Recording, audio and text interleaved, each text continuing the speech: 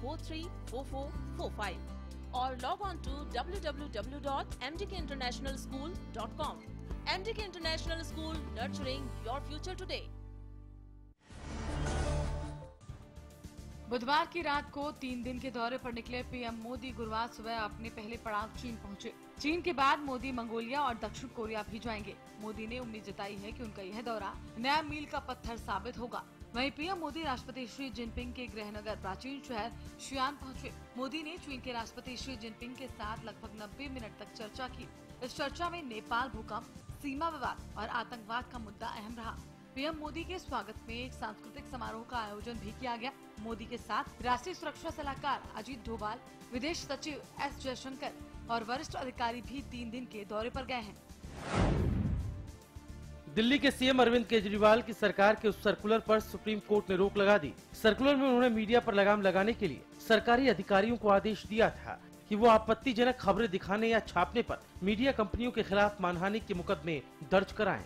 6 मई को जारी किए गए सर्कुलर में कहा गया था कि अगर सीएम, उनके किसी मंत्री या किसी अधिकारी के खिलाफ कोई आपत्तिजनक खबर चलती है तो अधिकारी उसकी शिकायत करेंगे और बाद में उन पर आपराधिक मानहानि का मामला दर्ज किया जा सकेगा। गुड़गांव की सीआईआई की प्रेस कॉन्फ्रेंस में वित्त मंत्री कैप्टन अभिमन्यु ने कहा कि मेक इन इंडिया के तहत नई कंपनियों को प्रोत्साहित किया जाएगा। मैन्युफैक्चर सेक्टर के बढ़ाने से कंपनियों को भी बढ़ावा मिलेगा। कैप्टन ने कहा कि हम मिनिमम गवर्नमेंट और मैक्सिमम गवर्नेंस के तहत काम करेंगे। हरियाणा प्रदेश में उद्योग का विस्तार कुछ क्षेत्रों से हट करके और हर ब्लॉक तक पहुंचे। उद्योग जो आज पलायन कर रहा है वो हरियाणा प्रदेश में ही अपने बढ़ावा करे, जिससे हरियाणा के नौजवानों को रोजगार के अवसर मिले। हरियाणा के जो नैसर्गिक स्रोत हैं उनका लाभ उठाया जा सके, उसमें वैल्यू एडिशन किया जा सके और हरियाणा के खजाने में राजस्व आ सके ताकि हरियाणा का विकास हो सके। साथ ही साथ भारत के प्रधानमंत्री नरेंद्र भाई मोदी जी का जो सपना है मेक इन इंडिया का, स्किल इंडिया का, उस सपना के पूरा करने की दृष्टि में भी हमारी औद्योगिक नीति बहुत सारे नए निर्णय करने वाली है। पूर्व खेल राज्य मंत्री सुखबीर कटारिया पर 4 और एफआईआर दर्ज हुई हैं। एसआईटी के जांच के बाद कटारिया पर ये एफआईआर दर्ज की गई। आपको बता दें कि सुखबीर कटारिया पर इससे पहले भी 15 एफआईआर दर्ज हो चुकी हैं। इन 4 एफआईआर को मिलाकर अब कटारिया पर कुल 19 एफआईआर दर्ज हो चुकी हैं। ये वो मिस्टर ओपी कटारिया हैं, उनके बयान पे केस दर्ज हुए हैं और वही फर्जी वोट बनाने के मामले हैं। इसमें 2 केस दर्ज हुए हैं सिटी थाना गुड़गांव में और 2 सेक्टर 5 गुड़गांव में दर्ज हुए हैं। तो इस तरह से ये टोटल मिला के अब 19 केसेस इनके खिलाफ हो गए हैं जो पिछले कुछ दिन से, और जांच एसआईटी की जांच पे ही दर्ज हुए हैं और एसआईटी को ही इन्वेस्टिगेशन से सौंप दिया गया है। पूर्व स्वास्थ्य मंत्री राव नरेंद्र सिंह का बयान आया है। उन्होंने कहा कि सभी सरकारी महकमों का एक जैसा ही हाल है। वहीं उन्होंने कहा कि निजी क्षेत्र की तुलना में अभी भी हम काफी पीछे हैं। राव नरेंद्र सिंह के मुताबिक सरकार डॉक्टर्स पर दबाव बनाती है तो वो इस्तीफा दे देते हैं। अधिकारियों से लेकर डॉक्टर तक कोई अपने काम को लेकर ईमानदार नहीं है। ये आपने कहा सरकारी संस्थान किसी भी विभाग का हो कमियां होती हैं, तो सरकारी संस्थान में कमियां क्यों होती हैं? इसलिए होती है कि हम लोग जो वहाँ ड्यूटी देते हैं, जो लोग काम करते हैं, जो कर्मचारी अधिकारी, मैं समझता हूँ सही ढंग से निष्ठा से पूरी तरीके से काम नहीं कर पाते जितना कि प्राइवेट सेक्टर के अंदर आदमी पूरी अटेंड होकर काम करते हैं। ये डिफरेंस क्यों है? ये आपके देश में ही, हमारे देश में ही है, तो सबका अकेला एक का किसी का नहीं है। ये हम लोगों की मेंटलिटी के अंदर है कि जब तक ऊपर चेक सिस्टम और मजबूत होता है तो ज़्यादा आदमी अच्छी तरह से काम करते हैं। लेकिन फिर भी एक बड़ी पॉजिटिव देखने वाली बात है कि जिस चीज़ की कमी हो स्वाभाविक है वहाँ दिक्कत आती है। जहाँ हम महसूस करते हैं कि एक चीज़ की कमी चल रही है, डॉक्टर संख्या में कम है, तो स्वाभाविक है उस समय हम उनको कोशिश ये करते थे कि समझा कर, बुझा कर, उनको धमका कर प्यार से काम ले। अगर हम ज़्यादा सख्ती करेंगे तो लोग रिजाइन दे जाते हैं। आप इस बात को शायद नहीं सोच रहे, मैंने प्रैक्टिकल देखा है। कई बार हम महसूस करते थे कि फलां क्षेत्र के अंदर डॉक्टर्स की भारी कमी है, हमने उस डॉक्टर का वहाँ ट्रांसफर किया, सर डॉक्टर साहब आपको वहाँ जाना है। लोग पता लगा डॉक्टर रिजाइन दे के चला गया। फिर हमें महसूस हुआ कि जो क्षेत्र में काम कर रहा है, चलो हरियाणा में कर रहा है, वो व्यक्ति रेवाड़ी में कर रहा हो, नारनौल में कर रहा हो, चाहे तीसरी जगह कर रहा हो, करो काम तो कर रहे हैं। इसलिए बहुत देखना पड़ता था, सिस्टम से काम करना पड़ता था। बहुत ज़बरदस्ती करेंगे।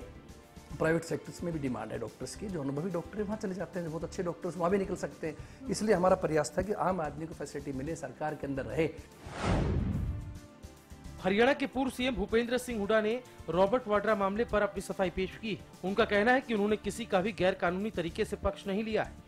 उन्होंने कहा कि ये बात तो वो सदन में भी उठा चुके हैं और उनकी किताब पूरी तरह से साफ है। उन्होंने आरोप लगाया कि हरियाणा सरकार मुद्दों से ध्यान हटाने के लिए ऐसा कदम उठा रही है।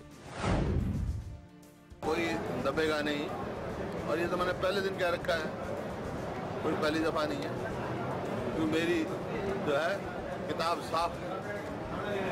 तो सरकार ने एक बार फिर वाड्रा टीम को लेकर जांच कराने का, इस पर आपकी क्या प्रतिक्रिया? देखो क्या करते हैं उसमें, कोई जहाँ तक सरकार का सवाल है, कोई भी गैर कानूनी किसी भी व्यक्ति को, वाड्रा जी को छोड़ो, किसी को भी हमने फेवर नहीं किया।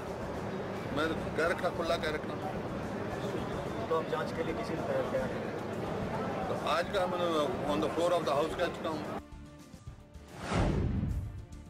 अंबाला में कांग्रेस के प्रदेश अध्यक्ष अशोक तंवर ने अनिल विज के बयान पर पलटवार करते हुए कहा है कि सभी जानते हैं कि सूट किसने और कितने लाख का पहना है। आपको बता दें कि अनिल विज ने कहा था कि राहुल के सूटेड बूटेड जीजा की जांच होगी। इस दौरान उन्होंने कहा कि केंद्र और प्रदेश सरकार के मंत्रियों पर किसी का नियंत्रण नहीं है।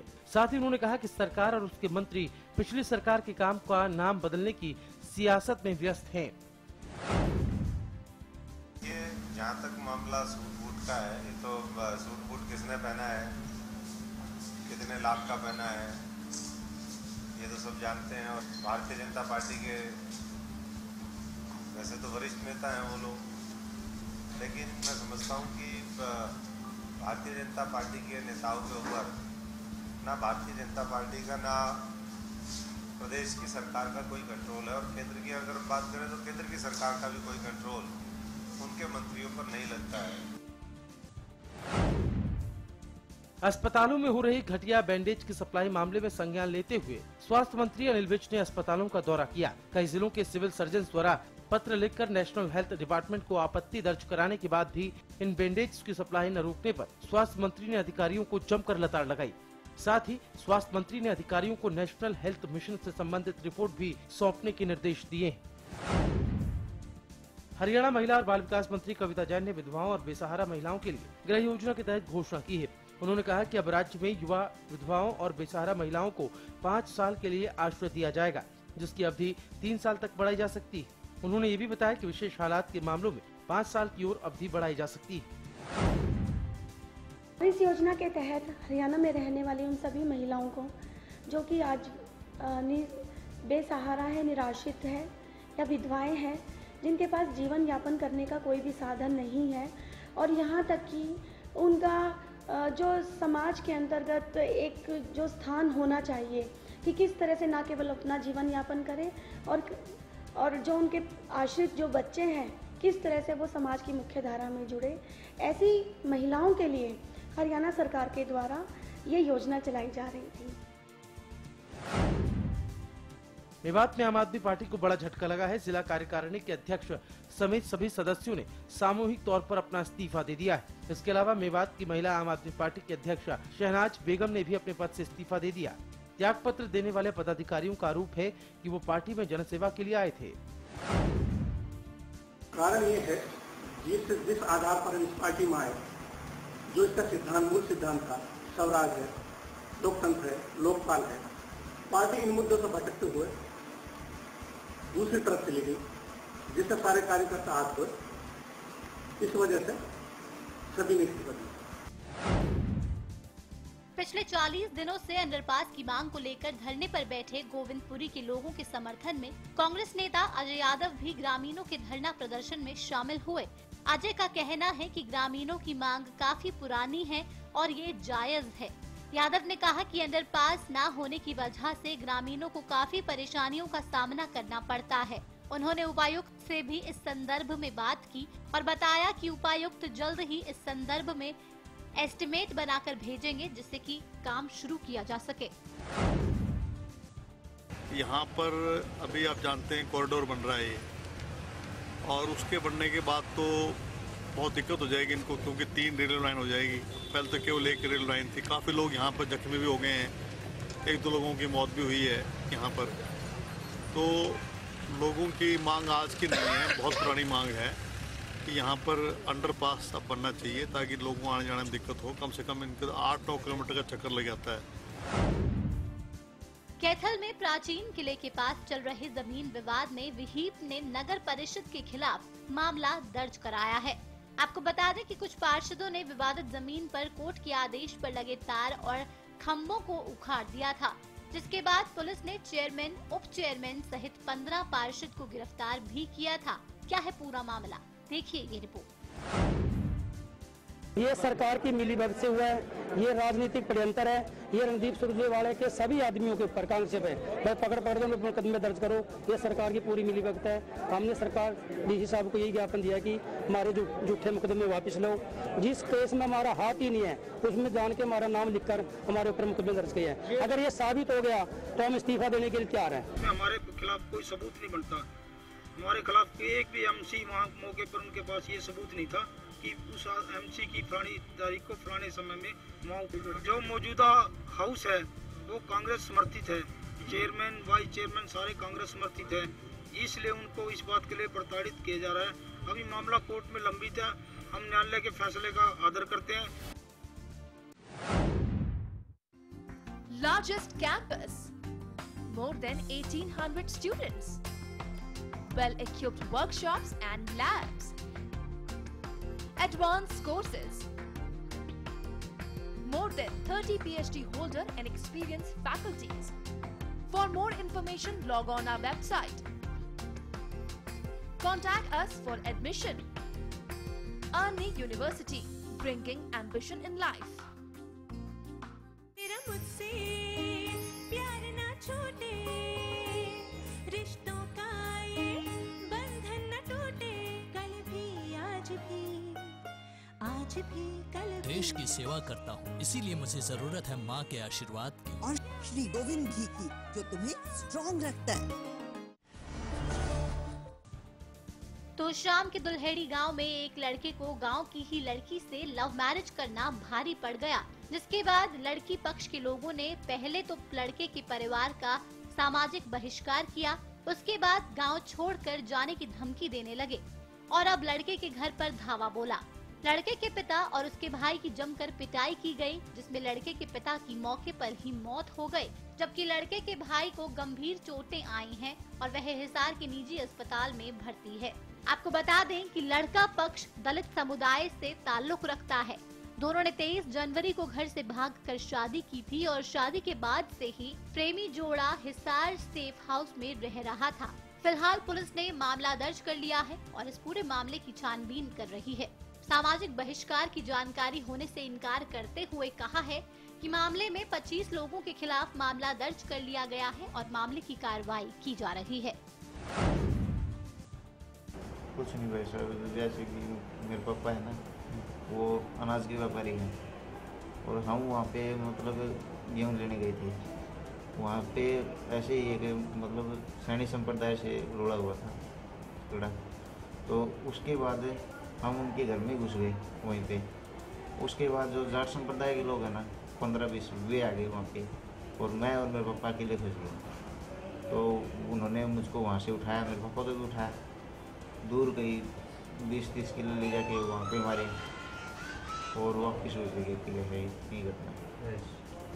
ये अभी शादी तो 3-4 महीने पहले हुई थी और वही रंजिश है। प्रमुख तो है जैसे कि उसके लड़की के भाई थे कुलदीप, नवीन, उसके मम्मी पापा थे कृष्ण, वीरेंद्र, बादल वगैरह वगैरह, ये 4-5 में हैं। गुड़गांव के देवीलाल नगर में शराब माफियाओं का आतंक रुकने का नाम नहीं ले रहा है। यहां अवैध रूप से बेचे जा रहे शराब को जब कॉलोनी वासियों ने रोकने की कोशिश की तो दबंगों ने लोगों से मारपीट और दुकानों में तोड़फोड़ की। मारपीट में 3 लोग घायल हो गए हैं। लोगों की माने तो करीब 25 बदमाशों ने इस घटना को अंजाम दिया। लोगों ने पुलिस पर भी लापरवाही का आरोप लगाते हुए कहा कि पुलिस को घटना की सूचना दी गई थी, लेकिन पुलिस देरी से पहुंची, जिसका खामियाजा वहां रह रहे लोगों और दुकानदारों को उठाना पड़ा।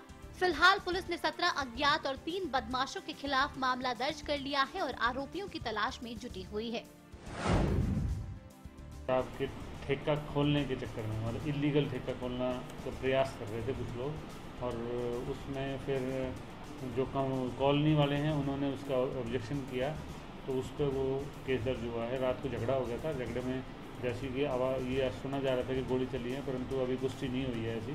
इसलिए एक स्थानीय डॉक्टर हैं वहाँ, उनके दरखास्त पे 3 नाम बाई नेम हैं और 15-17 के करीब अन्य हैं, उनके खिलाफ केस दर्ज कर लिया है।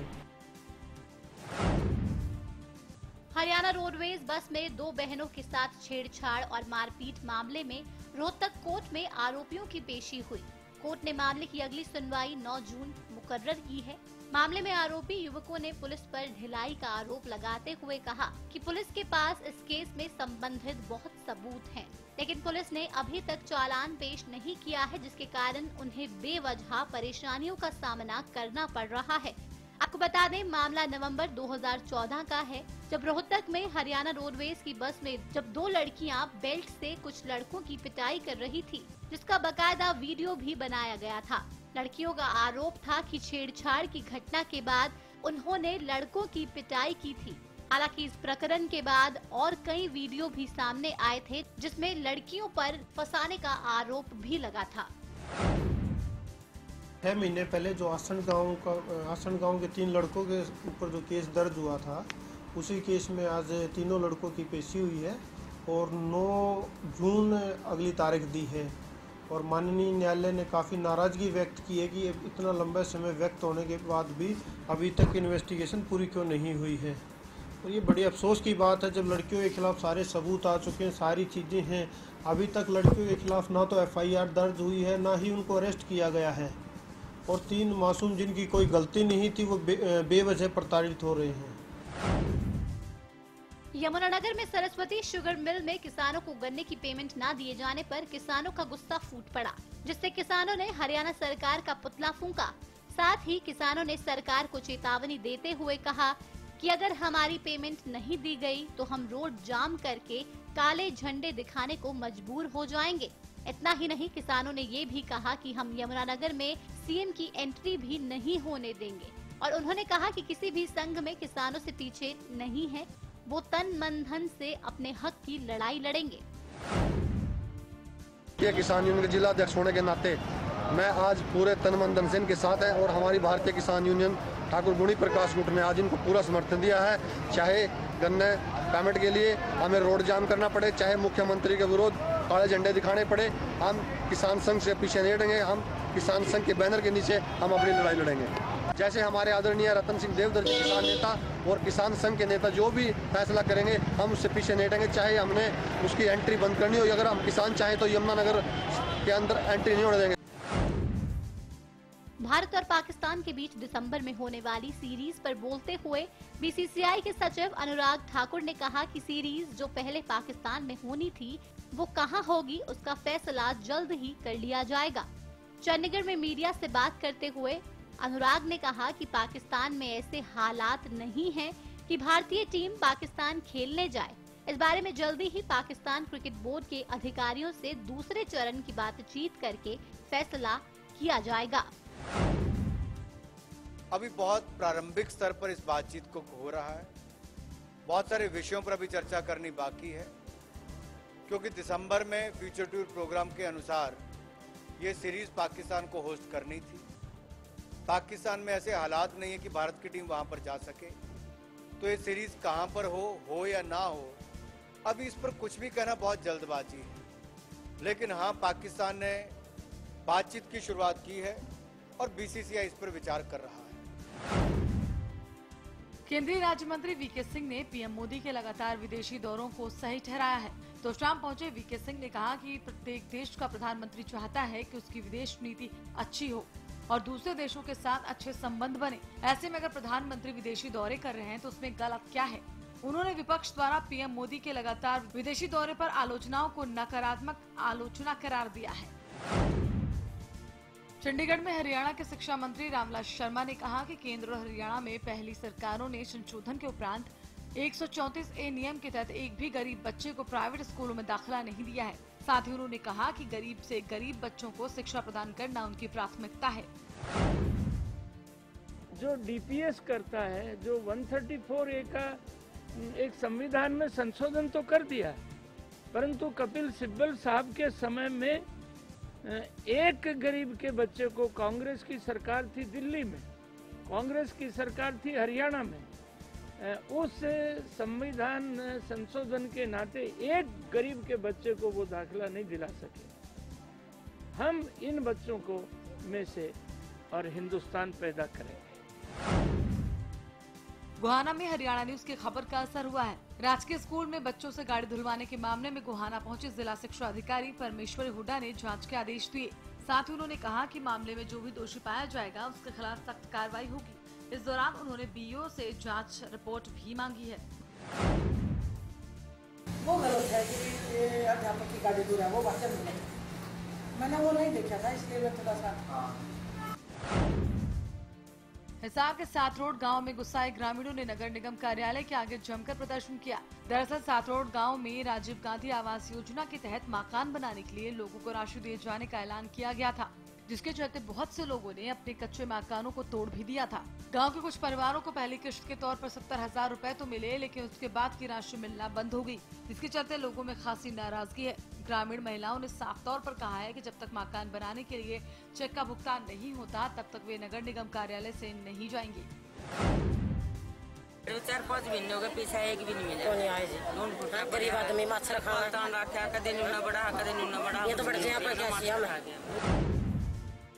जगाधरी के गांधीनगर रेलवे लाइन से इंसानियत को शर्मसार करने वाला मामला सामने आया है।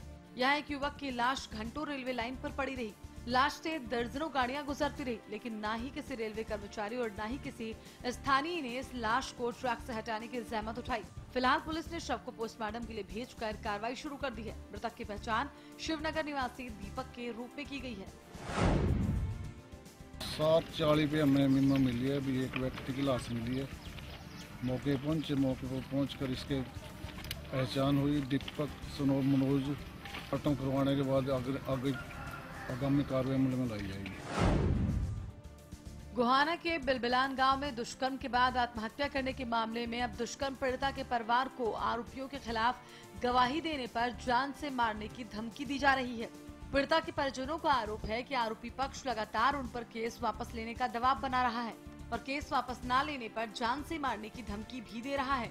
इस बाबत पीड़ित परिवार ने एएसआई से मिलकर शिकायत भी दर्ज कराई है, जिसके बाद पुलिस ने मामले की जांच शुरू कर दी है। देखा अभी मेरे को मुकदमे में था मेरा, तो मेरे को 3-4 आदमी ने धमकी दी है, तो उसकी हम तस्दीक करने जा रहे हैं। जो भी तथ्य सामने आएंगे कार्रवाई अमल में लाई जाएगी। रोहतक के दिल्ली बाईपास के नजदीक हेड कांस्टेबल की मारुति कार लावारिस हालत में मिली है। पुलिस की जांच के बाद पता चला है कि गाड़ी के मालिक हेड कांस्टेबल हैं, जो कि झज्जर पुलिस में तैनात है। झज्जर में तैनात हेड कांस्टेबल का नाम राजीव बताया जा रहा है। आपको बता दें कि हेड कांस्टेबल राजीव पर अगस्त 2014 में भी जानलेवा हमला किया गया था। सूचना प्राप्त हुई थी कि एक हेड कांस्टेबल है जो झज्जर पुलिस में पोस्टिंग है, जिनकी आज मॉर्निंग से ही वो गायब हैं। उनकी गाड़ी एक लावारिस अवस्था में मिली है हमें, तो इस संदर्भ में हमने एक किडनैपिंग की FIR दर्ज कर ली है और मुकदमे का हम अनुसंधान बड़ी ही गहनता से कर रहे हैं। करोना के ऊंचा सामना गांव में आपसी रंजिश के चलते घर के बाहर सो रहे एक व्यक्ति की उसके सर पर हथौड़ा मारकर हत्या कर दी गई, जिससे गांव में दहशत का माहौल बन गया है और ये पूरी घटना सनसनी की तरह पूरे गांव में फैल गई है। घटना की सूचना मिलते ही पुलिस ने मौके पर पहुंचकर परिजनों के बयान पर आरोपी के खिलाफ मामला दर्ज कर कार्रवाई शुरू कर दी है। खातर उठे मन गोडा उठाया, हाथ लाकर मैं उठिए उठा नहीं, फिर छोरा उठ गया गेल में, बोला चाचा उठिए, मुँह गाड़ कर देखा, चाचा तो कुछ भी नहीं बोला। चाचा चादर ढक रखी थी, मन किलकी मारी, मकर ये तो मार दिया भाई। रोहतक के नौनौद गांव में हुई मौत में प्रशासन की तरफ से हो रही लापरवाही के चलते गुस्साए परिजनों और ग्रामीणों ने SP ऑफिस पहुंचकर पुलिस प्रशासन के खिलाफ जमकर नारेबाजी की। आपको बता दें कि 22 फरवरी को नौनौद गांव में एक बुजुर्ग की धारदार हथियार से हत्या कर दी गई थी। हत्या का आरोप पड़ोस में रहने वाले 4 युवकों पर लगा था। उसके बाद पुलिस ने 2 को हिरासत में ले लिया, लेकिन 2 अभी भी पुलिस की गिरफ्त से बाहर है। ऐसे में परिजनों ने पुलिस पर पैसे लेकर आरोपियों की गिरफ्तारी न करने का आरोप लगाया है। मरने वाले के एक ही लड़का है और हर उसके रुखाड़े बैठे रहते हैं। 3 महीने हो गए घर आए रहते थे। 1 मिनट का एतबार नहीं इसकी जान का। पहले दरखास्त दी थी, उसने कोई कार्रवाई नहीं करी, जो मर्डर हो गया। अब कोई कार्रवाई नहीं करी और अब अगर छोरे का मर्डर होगा तो इसका कौन जिम्मेवार है? अब इन्होंने 10 दिन का टाइम मांगा है। 10 दिन के अंदर मैं इसको अरेस्ट कर दूँगा, चाहे वो पैताल में हो।